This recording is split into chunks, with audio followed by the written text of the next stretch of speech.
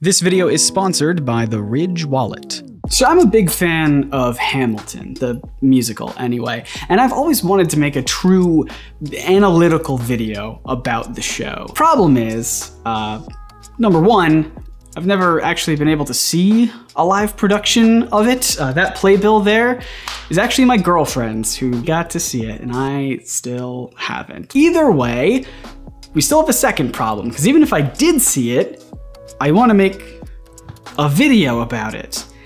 And I want it to be more than just you looking at this handsome face. I wanted footage to use. I just didn't have any. Thankfully, both of these setbacks were resolved when Disney Plus recently released the original cast recording of Hamilton. Alexander Hamilton. So I've seen it, I've got footage to use, and now that it's 5 years too late, I would like to talk about this musical, please. In case you've forgotten what the world was like in the before times, Hamilton is a musical written by Lin-Manuel. There have already been plenty of videos and articles and tweet threads pointing out the historical inaccuracies in the show. I believe there was also a whole book written about it. But I don't want to tackle the musical from that angle because it sounds boring and a little tired to me. There are far more interesting discussions surrounding the representations of these historical events as basically revisionist colonial propaganda, but again, other people have already tackled this stuff better than I could, so I don't feel the need to dive into it when I could just like I've earned that.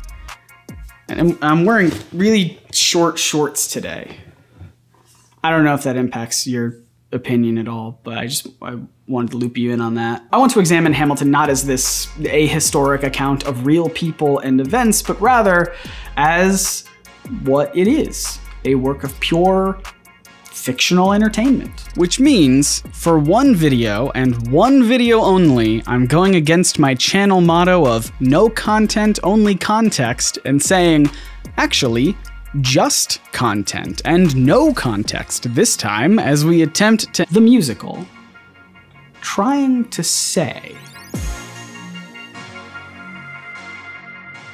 I want to take a second to thank our sponsor for this video. Power of his words are what has gotten him this far in his life and career. And it honestly has always worked out for him. He became incredibly arrogant, thinking he was the smartest person in the room because, to be honest, no one really challenged him intellectually in the first act. At least no one who was directly opposing Hamilton. The way the musical gets this idea across is with the meta use of rap as the power of words and quick wit. Hamilton uses rapid multisyllabic rhymes as a way to show off that he's well-read and fast on his feet. Lafayette, Hercules Mulligan, and even Angelica all also have songs in the first act where they rap using clever, quick-witted wordplay to showcase that they are on the same intellectual field as Hamilton, but they're all also his friends and allies. The biggest bad guy in Act 1 is King George, I guess, who rhymes the same word over and over and over again. It doesn't even bother with choreography, opting to just stand there. You get it, because the king doesn't actually do anything. It's clear that he has the physical forces to back him up, but as the antagonist of the first half of the musical, King George is clearly not on par with Hamilton or really anyone else. He doesn't really seem like that much of a threat. But then, in Act 2, we get a new player in town. So what did I miss? Yeah, so if Act 1 demonstrates Hamilton using the power of words to further his life and career, then Act 2 shows how those words begin to fail him. Can you guys hear that bird out there? Oh my god. I might try to scare it real quick. Go away!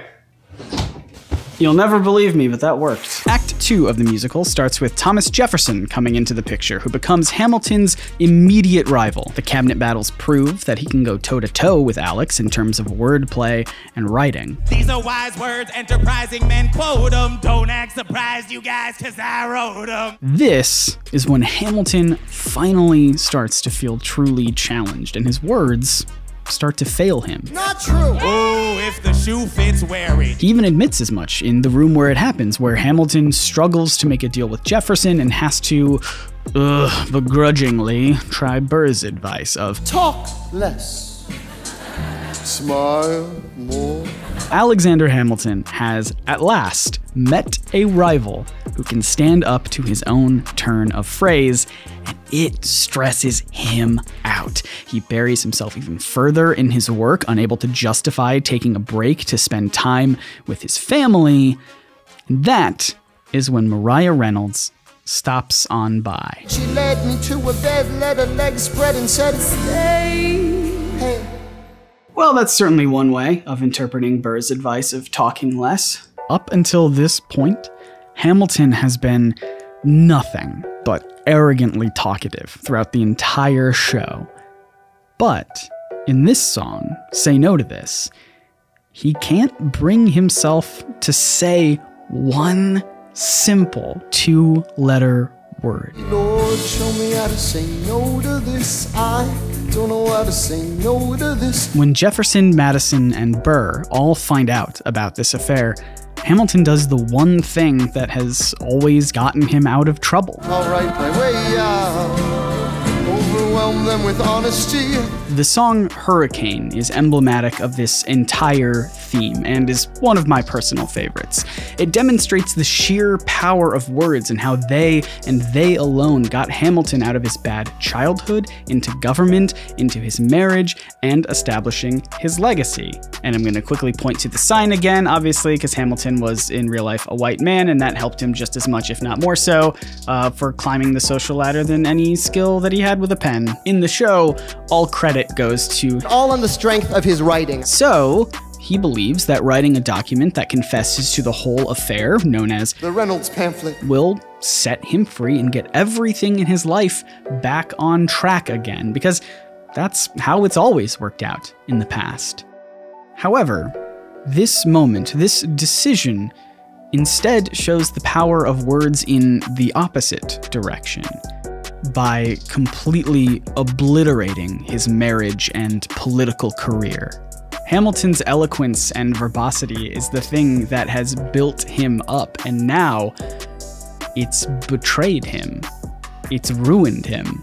Thomas Jefferson didn't know how right he was when he said, Hamilton is a host unto himself. As long as he can hold a pen, he's a threat. In the chaotic downward spiral that ensues after Hamilton publishes the Reynolds pamphlet to the public, he reaches out to Angelica, who he thinks came to reassure him in his time of need.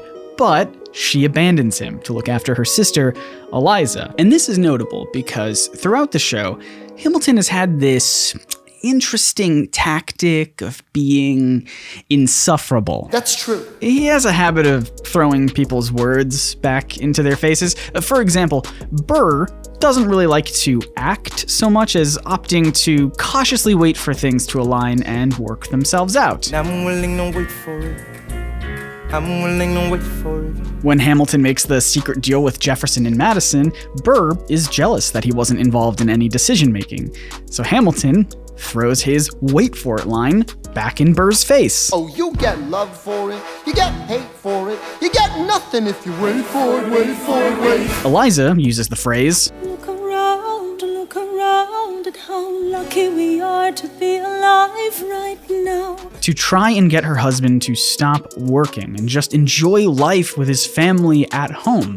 But Hamilton throws it back in her face, as he always does, by pointing at the foundation of the American government and saying, no, actually, I can't stop working because I'm lucky to even be a part of this. We're lucky to be living through this moment in history. Family can wait. Alexander.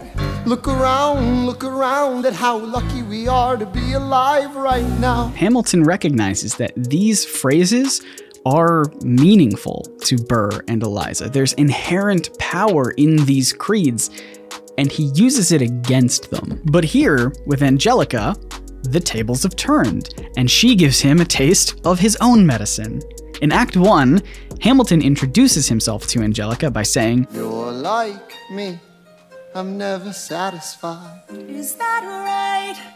I've never been satisfied. So back in Act 2, after the Reynolds pamphlet was released, Alex sees Angelica and believes that she is there because she understands why he did what he did, because in his mind, she and he are the same. But that's not true! She throws his cutting words right back at him, saying, You can never be satisfied. Yeah, take that, you pompous wordsmith. And so now, in response to the public knowing about the affair Hamilton had with Mariah Reynolds and the embarrassment it brought to his entire family, Eliza makes a powerful move. She rereads the letters that Alexander wrote her that made her fall in love with him. But now, all those words that previously seemed so powerful now seem meaningless. Hamilton is a person obsessed with his legacy, and he tries to cement it through writing legislation and essays and letters. Eliza is furious with him. If he cares so much about his legacy, then she doesn't want anything in his legacy that could possibly redeem him. And her letters flatter him. These loving words that she wrote down may have the power to redeem Alexander in the eyes of historians. So she burns them, because it's how she knows she can best hurt the person who hurt her. And again, we just gotta focus on the real life motivations of Eliza are kind of hard to parse because there aren't many of her writings left. Okay, so now we're gonna skip over a lot of powerful, emotional stuff in the musical. Not because it doesn't help prove my arguments, it does. It's just that it's July when I'm recording this, and this is only the second video I've put out this year, so we gotta pick up the pace. Bullet points. Their son Philip dies in a duel. Eliza gives Alex the silent treatment until she doesn't, and the audience cries every single time. And then we finally get back to the real thing that people are interested in. Can we get back to politics? Please. Yo. That cut like 4 minutes out of my script, so I'm pretty happy with that. In the election of 1800, Burr is back on his talk less, smile more nonsense, running against Jefferson for president, but it's a really close race. Hamilton is out of the action, but the people are desperate to hear his voice. His word will be the deciding one. So, Jefferson has my vote. yeah, in a shocking twist, Alexander Hamilton endorses Thomas Jefferson for president, swinging the vote in his favor over Aaron Burr. Then, Burr and Hamilton start exchanging letters like they're best pen pals. Just kidding, they hate each other. We hawking, dawn, guns, drawn. You're wrong. During the duel, after Burr impatiently fires at Hamilton, the music cuts out. At the end of the day, at the end of his life, all that Alexander Hamilton has left are his final thoughts, his dying words. They are rambly and panicky and all over the place as he frantically reflects on everything he said and did, but as established earlier when he writes the farewell speech for George Washington, one heavy, heart-wrenching word Hamilton has a difficult time saying is goodbye. It signals the end, and Hamilton, obsessed with leaving a legacy, hates how finite that word is. He instead likes to think that his work will continue. Not saying goodbye, but rather, I'll see you on the other side.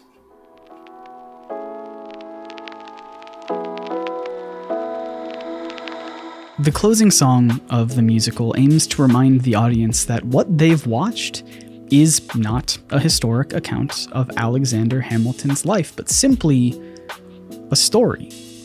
A story told by actors putting their own unique performances into characters in a musical written by an artist with his own unique voice and style, who adapted it from a book by a writer with his own unique perspective. It's all stories based on stories based on stories. Hamilton tried his best to leave a legacy the only way he knew how. He wrote. But while his dedication to his letters and essays and legislation are what built him up, they ultimately are what tortured his loved ones and tainted his precious legacy. But this final song explains that his legacy was not kept alive by his writings, but by stories from people who knew him. with a spotlight on Eliza, who outlives Alex by 50 years, compiling the thousands of pages of letters that he wrote and using her voice to curate and tell the story of Alexander Hamilton. But she's not the only one. Jefferson snarkily applauds Hamilton. Madison reflects on Hamilton deserving more credit. And even Angelica helps tell the story of her brother-in-law until she passes away. It's not really Alexander Hamilton's specific words that carry his legacy, but rather the words of others who knew him, respected him, and loved him, and who continued to tell his story. That eventually became this story. So, I guess that means the real Hamilton was the friends we made along the way. Yep, that's my thesis. Bye! Scratch that. Okay, don't actually go anywhere for a little bit. I have a couple housekeeping things I want to keep track of, change things up around here on the old NerdSync channel. Firstly, I want to start using my outros like these to point you to other YouTubers who you might not have heard of, who I think are great, and I want you to watch. So, if you're like me and you've never seen Hamilton live, or even if you have seen Hamilton live, go check out this video from the channel, The Princess and the Scrivener, where my friend Sarah gives her first-hand experience asking the question, does it live up to the hype? It's an excellent video, highly recommend you watch it. Links in the description and also at the very end of this video. Secondly, do me a huge favor and follow my Twitter account at ScottNiceWonder. Don't follow the @NerdSync account, just follow the Scott Nicewander account. It's kind of confusing, but basically I have 2 Twitter accounts. I don't like having 2 Twitter accounts, so I'm probably gonna shut down the NerdSync one soon and just rely on my personal Twitter to release updates about videos and other stuff that catches my eye and attention that maybe you're interested in and wanna know my thoughts on. So follow me at Scott Nicewander, not NerdSync. Got it? Appreciate it. I also just want to give a shout out to the people who support me on Patreon. That's all these scrolling names here, especially Laurie Timms, Everett Parrott, Havelock Smiggles, It's Quintley, Jonathan Lanowski, Mary and Bill Cotton, Blueberry, Keaton Clark, and the rest of the wonderful nerds who support me over on patreon.com/nerdsync. If you want to watch more cool people talk about Hamilton stuff, this is that video from the channel Princess and the Scrivener that I mentioned earlier. Please go check it out. And below that is a video that YouTube's algorithm recommends that you watch. I don't know what it is, you tell me. As always, my name is Scott, reminding you to read between the panels and grow smarter through, I guess, musicals. See ya.